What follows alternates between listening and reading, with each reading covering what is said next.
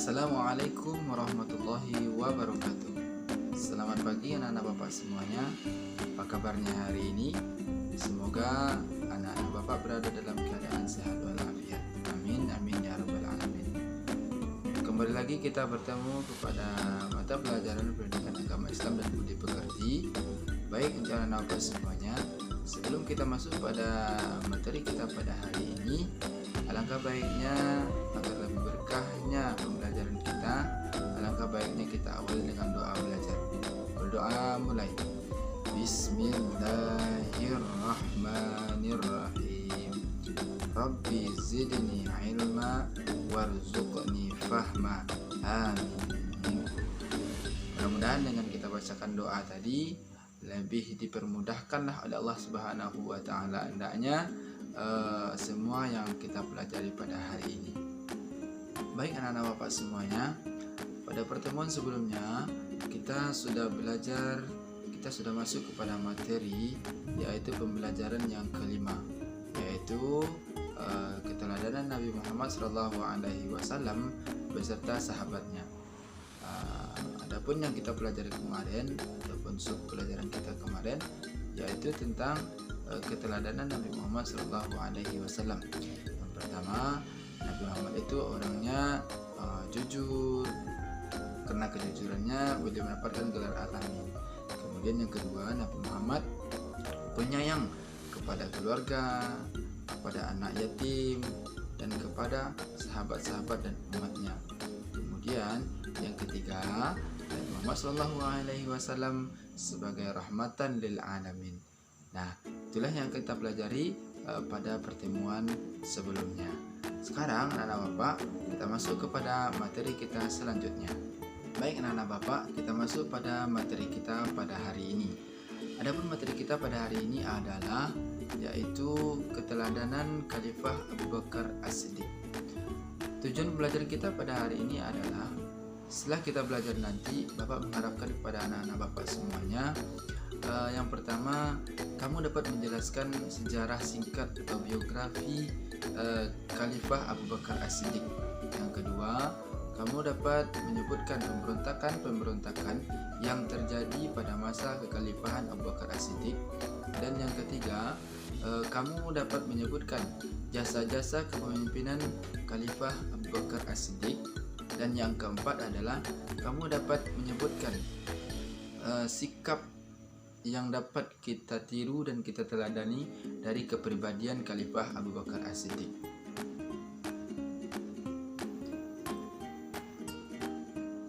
Sejarah singkat Khalifah Abu Bakar As-Siddiq.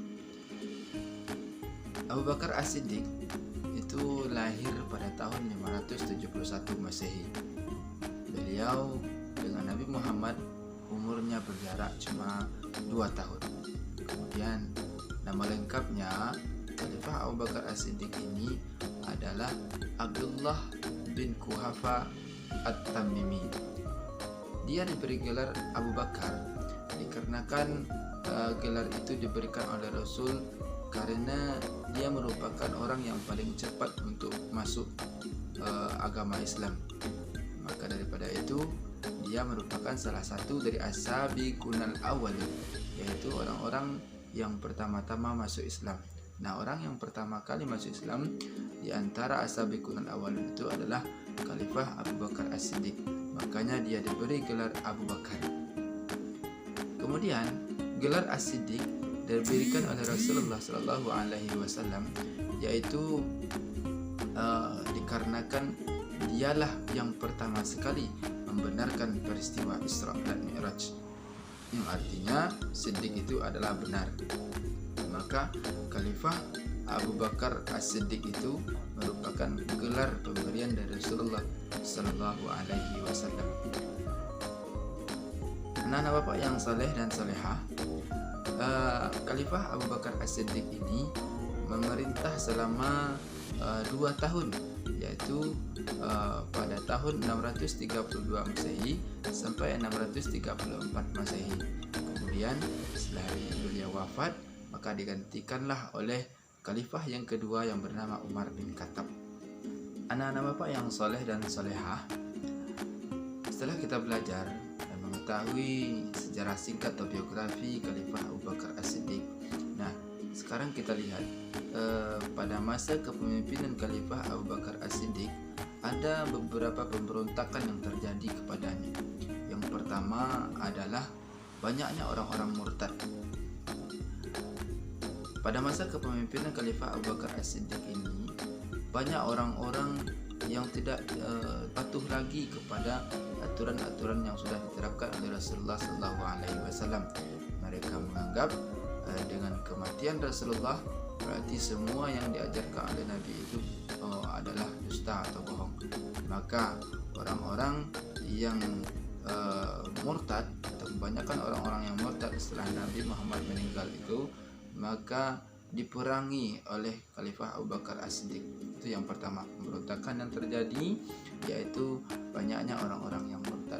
Yang kedua, pemberontakan yang terjadi pada masa Khalifah Abu Bakar As-Siddiq itu adalah banyaknya orang-orang yang enggan untuk membayar zakat, karena mereka menganggap bahwasanya ajaran yang sudah dibawakan dan diajarkan oleh Nabi Muhammad SAW itu semuanya sudah habis dan semuanya hilang dengan meninggalnya Nabi Muhammad SAW.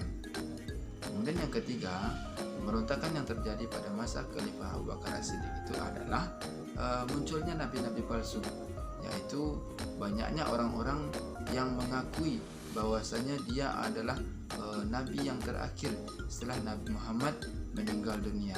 Di antaranya adalah Musailamah Al-Kadzab. Itulah pemberontakan-pemberontakan yang terjadi pada masa Khalifahan Abu Bakar As-Siddiq. Anak-anak Bapak yang soleh dan solehah, selanjutnya kita masuk kepada jasa-jasa kepemimpinan Khalifah Abu Bakar As-Siddiq. Adapun jasa-jasa kepemimpinan Khalifah Abu Bakar As-Siddiq, yang pertama adalah mampu memberantas orang-orang yang murtad, dan yang kedua jasa kepemimpinannya adalah memerangi orang-orang yang enggan membayar zakat, dan yang ketiga adalah memerangi munculnya nabi-nabi palsu seperti Musailamah Al-Kadzab yang mengaku sebagai nabi yang terakhir. Makanya terjadilah peperangan atau pemberontakan yang disebut dengan perang Yamamah, yaitu perang melawan nabi-nabi palsu. Salah satunya adalah Musailamah Al-Kadzab. Kemudian selain itu, jasa-jasa kepemimpinannya yang lain adalah Khalifah Abu Bakar As-Siddiq mendirikan Baitul Mal, yaitu sebuah lembaga yang beroperasi untuk mengelola keuangan negara yang disalurkan kepada umatnya.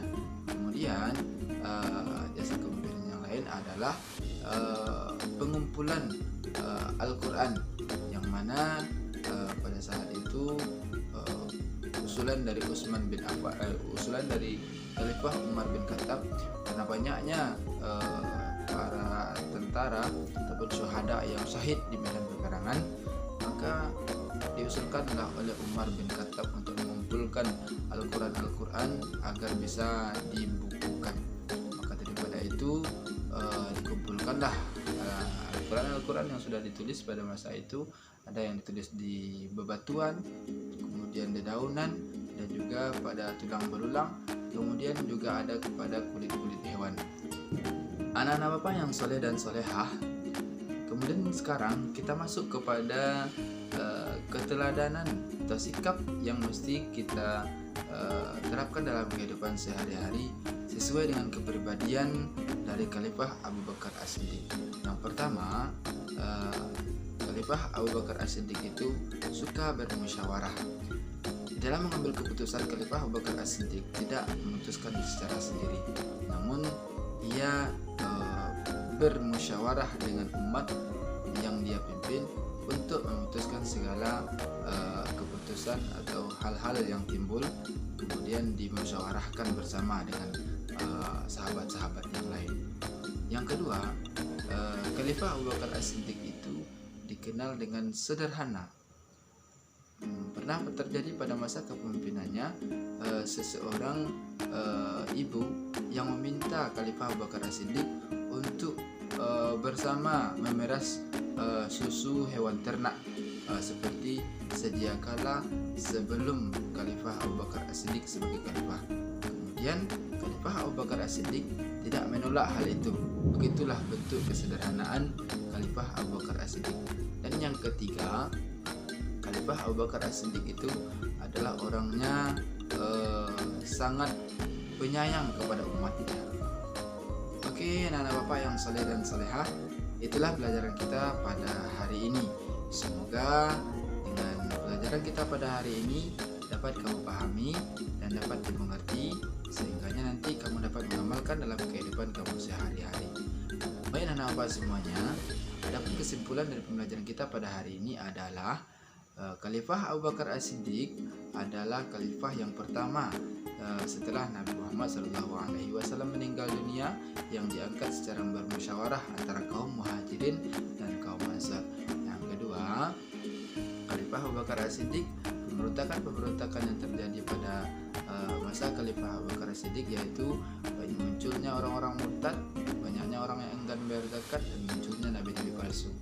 Kemudian adapun jasa-jasa kepemimpinan dari Khalifah Abu Bakar As-Siddiq adalah yang pertama, memberantas orang yang enggan membayar zakat, kemudian memerangi orang-orang yang murtad, kemudian yang ketiga, memberantas nabi-nabi palsu atau disebut dengan perang Yamamah yang dipimpin oleh Khalid bin Walid, tentara andalan dari Abu Bakar As-Siddiq, yang disebut dengan perang Yamamah. Kemudian yang bertokoh sebagai nabi palsu yaitu Musailamah al-Kadzab. Yang keempat, jasa kepemimpinannya adalah mendirikan Baitul Mal untuk rakyatnya, dan yang kelima, mengumpulkan Al-Quran. Baik anak-anak bapak, itulah kesimpulan pembelajaran kita pada hari ini. Semoga pembelajaran kita pada hari ini mudah dimengerti. Baik anak-anak bapak, kita cukupkan pertemuan kita sampai di sini. Kita tutup dengan hamdalah. Alhamdulillahirabbil alamin. Sekian, terima kasih. Assalamualaikum warahmatullahi wabarakatuh.